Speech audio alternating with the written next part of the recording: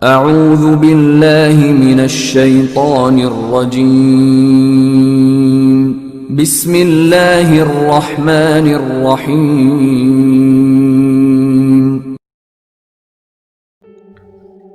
مسجد کی صفائی کا انعام۔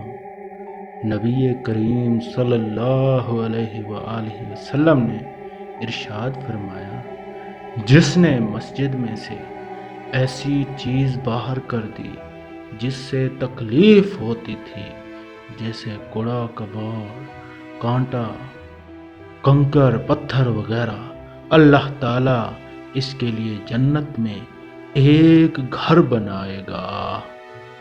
ایک اور حدیث ہے، ہر محلے میں مسجدیں بناؤ۔